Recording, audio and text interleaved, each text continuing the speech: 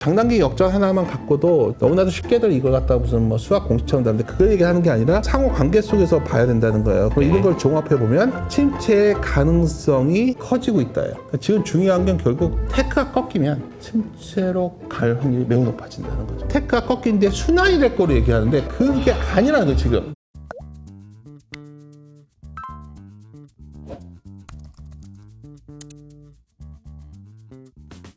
안녕하세요, 이호석입니다. 오늘은 윤지호 대표님 모셨습니다. 안녕하세요. 네, 안녕하십니까? 네. 뭐 갑자기 와가지고 지금. 네네네. 네네. 오랜만에 나와주셨는데, 네. 오늘 지금 방금 전에 있었던 미국 대선 토론 이야기부터 좀 해보려고 하는데, 네. 못 보셨다고 해서, 아직. 못 봤죠. 저 바쁘- 회의하고 너무 바쁘셔가지고. 아니, 회의 뭐 때문에. 바쁘다기보다 그냥 뭐 네. 봤는데 오자마자 너무 흥미롭더라고요. 음. 우리 이 대표님 보셨는데 네. 이 대표님 보시기에는 하여튼 해리스가 상당히 어떠했다 그런 그러니까 이제 느낌이셨어요? 분위기가 좀 그렇고 여러 가지 이제 평가들 신랄한 평가들을 보면은 약간 이런 느낌이다. 그 엄마한테 혼난 중2 학생이 그 정도예요? 땡깡 부리는 느낌이었다. 트럼프가. 그러니까 뭔가 트럼프는 계속 밀리는 느낌. 근데 이제 해리스는 그런 상황을 잘 치고 이제 받아주는 느낌. 그러니까 원래 보면은 트럼프도 바이든 때, 야, 네가 그거 잘못한 거잖아. 이거 나라가 지금 법이 이 꼴이 뭐야? 이런 식으로 이제 얘기를 하면 이제 해리스가, 잠깐만, 너 지금 다음 달에 소송하는 애 아니야? 그런 애가 너무 웃긴데? 막 이런 식으로 이제 얘기하니까 여유가 느껴지면서 사람들이 이제 해리스 쪽으로 많이 기울어져 버린 것 같아요. 이제 이렇게 되면은 트럼프 입장에서는 좀 조급해질 것 같다라는 생각이 좀 들었고, 실제로 이제 가격 반응들도 우리나라에서도 그렇지만 전반적으로 해리스 쪽으로 좀 많이 움직이는 것 듯한 그런 느낌을 좀 받았습니다. 저번에 막 그 말이 맞다면 지금 아마 2차 전지가 상당히 강하겠네요. 그렇죠. 2차 전지도 그렇고 신재생도 그렇고요. 저번에 네. 골드만삭스에서 전당별 대선 테마의 어떤 비중 그런 걸 했던 그림이 있었어요. 네, 보면은 흥미로운 게 제 생각에 거의 40% 정도를 그리고 헬스케어 대표적인 게 이제 신재생이죠. 이게 어떻게 보면 2차 전지 같은 게 해당되는 거고 또 하나는 헬스케어가 좀 해당되고 그러니까 지금 안에서 민주당이 좋았을 때는 공화당이 되면 대표적인 게 이제 규제 완화. 규제 은행. 완화니까 은행이었죠. 은행이 맞아요. 당연히 부진하겠죠. 또 하나 석유가스, 철강.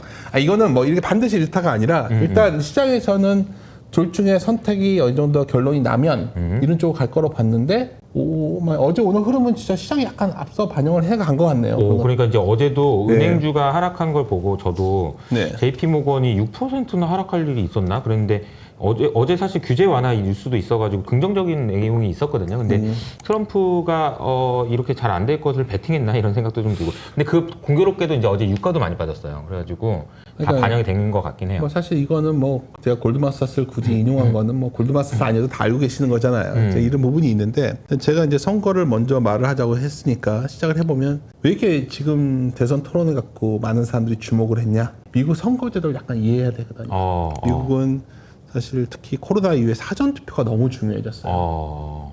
알다시피 뭐 노스캐롤라이나 같은 데는 거의 5대 5라는 말이 있고 캘리포니아도 한 48대 45 박빙이라는 거죠 지금. 근데 이제 오늘 토론 보고 투표할 건데 지금까지 예상치들은 사실 트럼프가 진다였었는데 맞아요.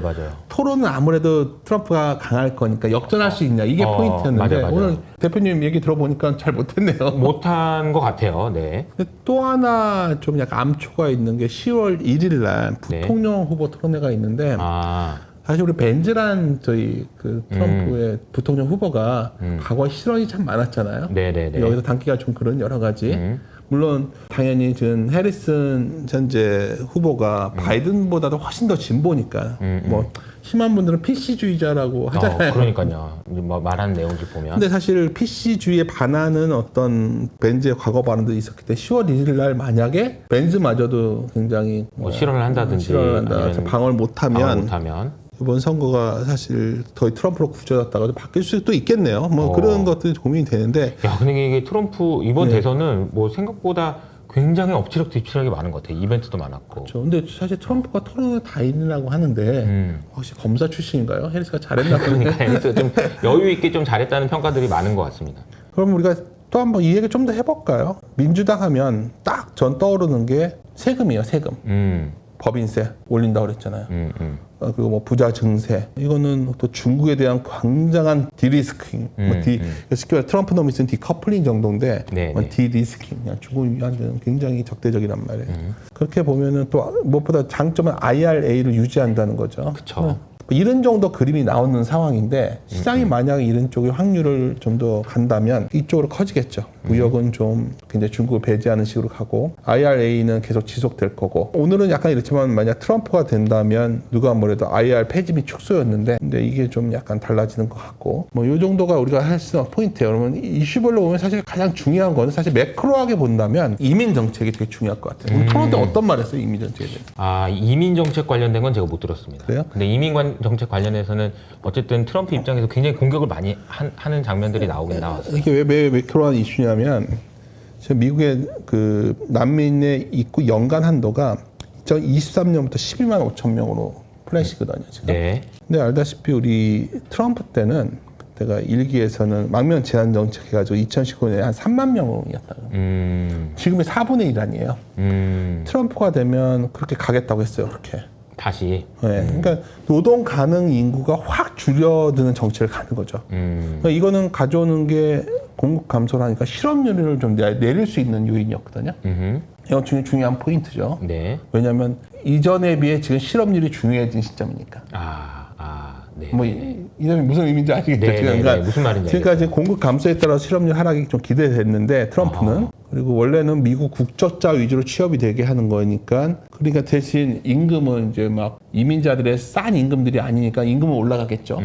사실 그때는 약간 임금 때문에 물가가 고민이다 이 말이 있었지만 사실 핵심은 지금 실업률이 중요하기 때문에 트럼프가 되면 실업률을 좀 잡지 않을까가 있었는데 만약 해리스가 된다는 거라면 사실 해리스는 국경 위기 해결하겠다고 얘기는 해요. 근데 이제 관리와 구금 확충에는 동의하는데 사실 해리스 자체가 그 이민자 출신이잖아요. 그러니까 뭐 제가 정확히 모르겠지만 누가 뭐래도 이민자와 망명자의 인권과 권리 이거는 아까 말씀드렸지만 평가에 따라서 해리스는 약간 좌에서도 극에 가깝다는 표현이 있을 정도니까 그렇게 본다면 사실은 이게 상당히 고민스럽지 않을까요? 이민 정책과 관련해서는 이제 네. 트럼프가 됐을 경우에 네. 이민을 안 받아준다. 야, 그러면은 싼 임금의 노동자가 안 들어오니까 인플레이션 오겠다라는 우려가 있을 수 있었는데 네. 지금은 매크로의 관심은 아니 저기 인플레 아니고 지금 실업률이 중요해 라는 관점이다 보니까 오히려 이게 반대로 생각해야 될 수도 있다라는 거네요. 우리 여기서 경기 침체 그럼 잠깐 얘기해볼까요? 맞아요. 그러니까 우리가 이제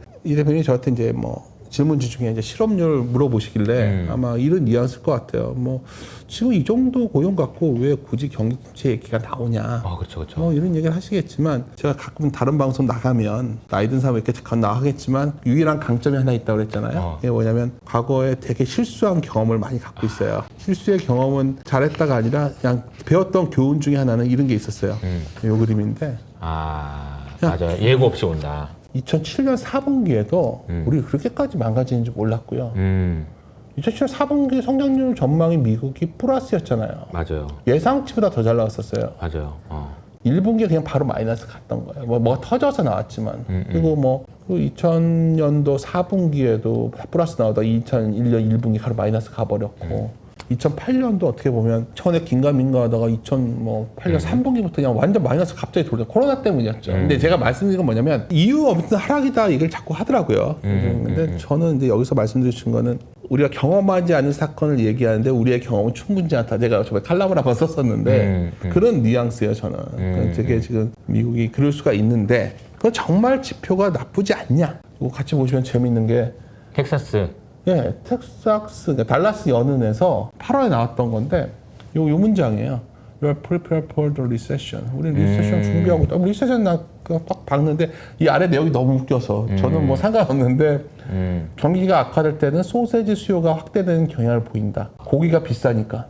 그러니까 이런 징후들은 되게 많아요. 그러니까 많다는 거죠. 제가 이게 뭐냐면 뭘 말씀드리는 거냐면 이런 것도 있고 또 하나 되게 이제 제 여기에 반론이 되는 건 오늘 아침이니까 당장 따끈따끈한 뉴스를 말씀드리면 소기업 낙관 지수라는 거 있잖아요. 그 NFIB 오늘 아침에 나왔는데 이게 결국은 저번 달에 좀 확 올라갔었거든요. 이게 그래서 이제 이제는 돌았어. 지금 이건 이번에는 정말 잘 넘어가. 왜 이게 소기업 낙관지수가 뭐냐면 아까 우리가 부자들이야 경기 안 좋다고 고기 못 사 먹지 않잖아요. 소시지 안 먹죠. 맞아. 그러니까 경기가 안 좋다는 건 실업이 되는 건 무슨 말입니까? 부자가 실업이 된다는 얘기가 아니라 어려운 사람들이 힘들어지는 게 경기 침체예요. 맞아요. 많은 분들이 거기서 많이 착각을 하시거든요. 소기업 낙관지수는 뭐냐면 서베이 하는 거예요. 소기업 하는 사람들한테 니네 어때? 근데 이거 안 좋아졌네요, 다시. 경기 침체 수준이에요 지금. 그래서 약간 돌아섰다가 다시 꺾였는데 지금 컨센서스가 한 정확히 제가 기억 안 나요. 93점 몇이었던 것 같은데 90일 때 나왔어요. 근데 사실 아까 이 얘기하다가 왜냐 이민 정책 실업률 얘기하다 여기 왔잖아요. 사실 소기업 낙관지수의 어떤 그런 서베이니까 당연히 질문이 있잖아요. 그 질문 중에 What 매출이. is the single most important? 그러니까 어떤 상황이야? 매출에 문제가 어때? 그러니까 poor sales, 내 매출 정말 안 좋아 비율을 보는 거거든요. 이게 저번 달에 약간 줄어들어가지고 희망이 있었는데 다시 치고 올라왔어요. 근데 이걸 과거 보면 이 실업률과 이거 놓고 보면 정말 비슷하지 않아요? 이 정도면? 그러네요. 그러니까 다시 한번 말씀드릴게요. 자꾸 사람들이 우리나라도 어떻죠? 지금 경기가 힘들어지니까 명품은 팔리지만 필수품이 그러니까 좀 어려워져요. 그러니까 우리가 소비재로 말한다면 경기 관련 소비재 소비하는 게 주춤하잖아. 먹고 살아야 되니까 필수 소비재는 사는데 필수 소비재는 사는데. 자동차 바꾸거나 컴퓨터 바꾸거나 핸드폰 바꾸거나 옷 바꾸거나 이런 거 할 때는 돈이 아끼게 되잖아요. 그렇죠. 그러니까 결국은 이쪽을 보면 실업률이 좀 올라오는 모습이 볼 수 있죠. 우리가 요즘에 이제 경기 침체를 이야기하는 네. 여러 가지 근거들로 삼는 게 뭐 장단기 금리차 역전이 정상화된다 뿐만 아니라 대표님이 얘기하시는 거는 뭐 다양한 데서 그런 징후들이 나오고 있다. 얼마 전에 사실 달러 트리가 주가가 급락하는 것도 봐도 그렇죠. 이게 막그 재밌는 아이디어. 아니 다이소가 장사가 안 될 정도야? 막 이런 느낌인 거잖아요. 지금 굉장히 중요한 말은 장단기 역전 해소를 제가 요즘 놀란 게 뭐냐면 제가 이거 뭐 가끔 얘기하는데 제가 2년 전에 토론에서 이 말했을 때 그때는 다들 관심이 없었어요. 그러니까 요즘은 다 알아. 전 국민이 다 그때는 알아요. 왜 장단기 역전됐다고 경기 침체 온다고 하길래 제가 아니다. 기본적으로 역전 해소될 때가 그러니까 장단기가 역전됐다는 건 다른 말로 하면 이게 뭔가 금융 시스템에 문제가 생겼어. 경고 신호 보내는 거고.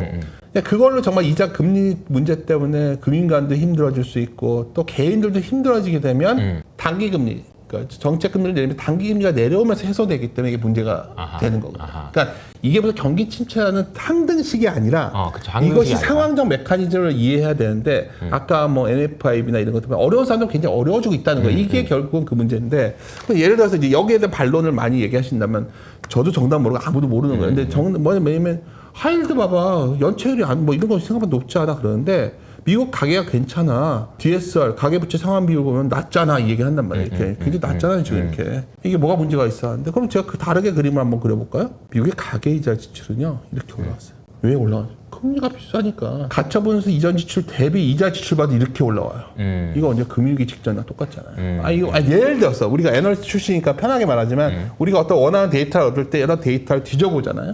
뭐 이 대표님도 당연히 그런 생각할 텐데 저는 당장 떠오르는 데이터는 이런 거예요. 예를 들어서 모기지 금리 상승하니까 미국의 주택급이 감소할 거 아니에요? 그럼 가계 DSR은 감소하죠. 많은 사람들이 이렇게 DSR 나니까 미국 가계는 문제가 없어. 사실 이거 미국 가계의 안정성 상승으로 해석될 수도 있겠지만 완전히 틀린 건 아니지만 가처분 소득 대비 이자 지출이 너무 상승했어요. 너무 높잖아요. 이거는 더 문제는 담보자산도 아니야. 그러면 이게 소비가 되겠어요?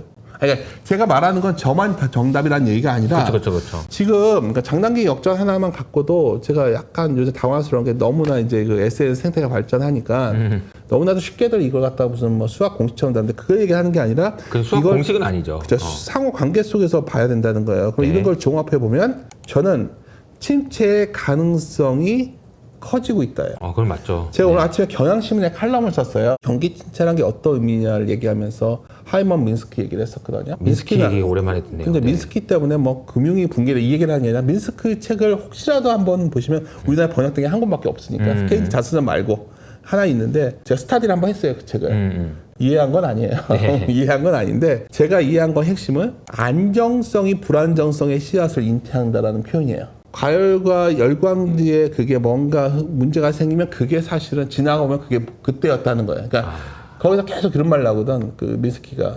웃긴 게 민스키가 2008년에 우리가 다 엄청 소환됐어요. 근데 민스키 모먼트. 그때 민스키가 1996년인가 돌아가셨어요. 사실은 생전에는 학계에서 주목을 못 받았던 사람이에요. 근데 이 사람이 뭘 말했던 거냐면 현재 자본주의가 굉장히 안정적일 때 불안정이 크게 잉태된다는 어떤 그런 책 끝까지 그 논리를 다양한 데이터로 말을 하는데, 그러니까 안정에 이제 도취되어 있을 때 저기 어딘가에서는 불안정성이 제가 칼럼을 씨앗이 썼는데 한번 읽어보시면 제가 이제 글을 쓸 때 뭐 이 대표님이랑 얘기할 때 즐거운 게 글 쓰셨었으니까 얘기하는데 글 쓸 때 빨리 써지면 되게 뭔가 그쵸. 그렇죠. 이미 머릿속에 있어 쫙 뱉어내는 느낌. 원래는 아침까지 줘야 되는데 막 원고 마감인 거를 일요일 오후에 알았어요. 그러니까 이제 굉장히 급하게 쓴 거예요. 근데 쓰면서 빨리 쓸 때는 되게 만족을 했던 글인데 잘 썼다는 게 아니라 제 스스로.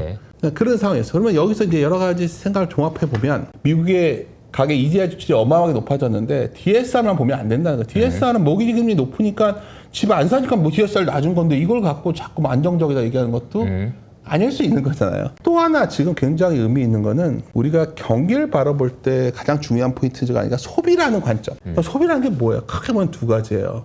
필수 소비재라는 게 있어요. 섹터에서 필수 소비재 보면 대표적인 먹어야 되니까 음식료가 있고, 음식료.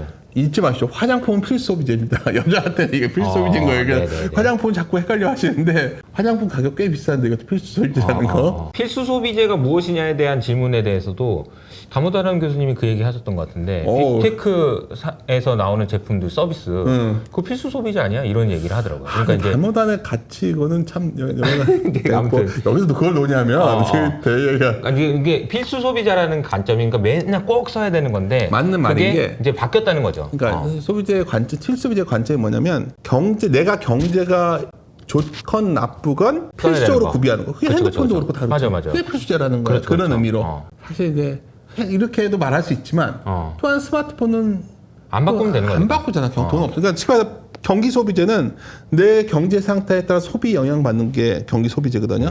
뭐 자동차, 뭐 면세점, 내구재들이 좀 의류, 가구, 여행 뭐 이런 거잖아요. 아직은 침체가 아닌 것처럼 보이는 건 경기 소비재가 좋은 거거든요. 여기에 또 이제 연결되는 게 뭐냐면 경기 소비재가 IT거든요.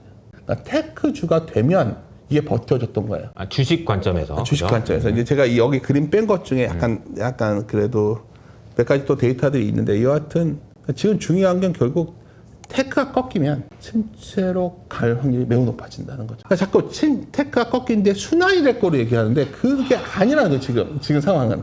네. 제가 보기엔.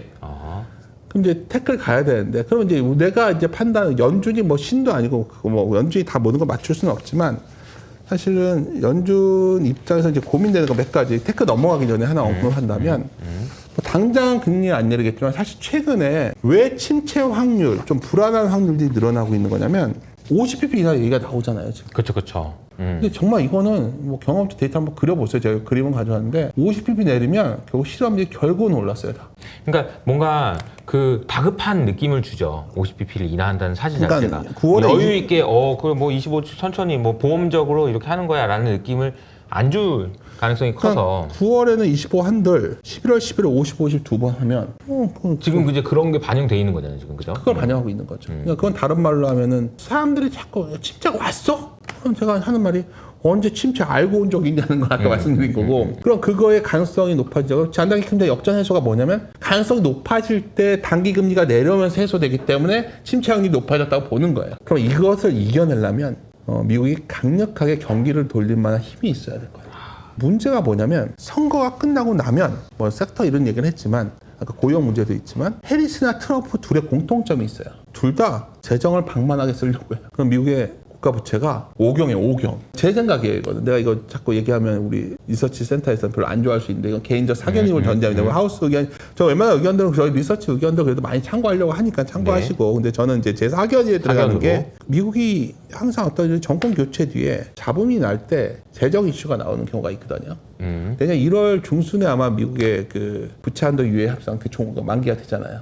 그때 빨리 연장이 돼야 되는데, 이게 지금 좀 뭔가 그쪽에서, 그러니까 내년 초가 특히 더 고민스러워요. 지금 당장은 어떻게 좀 버텨주더라도 박스권으로 간다 치더라도 내년 초는 더 고민스럽다는 게 제 입장이에요. 근데 왜 그런 생각이 들었냐면 최근에 가장 강력했던 자산이 금이에요. 알다시피 금이 강세 이유를 뭐 많은 분들은 미국의 실질 금리와 연동해서 해석을 많이 하지만 그냥 제가 보기에는 달러 인덱스랑 놓고 보면 그냥 극명하게 서로 반대로 가고 있어요. 이건 여러 가지가 내포돼요. 달러가 자신이 없는 거죠. 그것도 내용이 될 수 있고 또 하나는 미국이 달러를 약세를 용인하는 걸 수도 있고 그러니까 이제 엔화 강세를 용인한다 그쵸? 이렇게 볼 수 있는 그럴 거고. 수도 있고 하여튼 그런 상황이 오니까 눈치 빠르게는 금을 지른 거죠 지금. 금은 밸류 대비 은과 금의 비율을 보면 어느 정도 밸류를 볼 수가 있는데 너무 지나치게 비싸져 있지만 그래도 더 뭐 비싼 게 더 비싸지는 게 원래 자금 시장이니까 이 부분을 보다 내년 초에 좀 불안 요인을 반영하고 있는 것이 아니겠는가. 금이 네. 그렇죠. 그런 생각을 좀 갖고 있어서 경기 침체 관련해서는 질문 하나만 네, 좀 드리면 네. 이제 미국의 개인들이 지금 돈이 떨어졌다는 얘기가 나와요. 초과 저축은 물론이고 저축률도 너무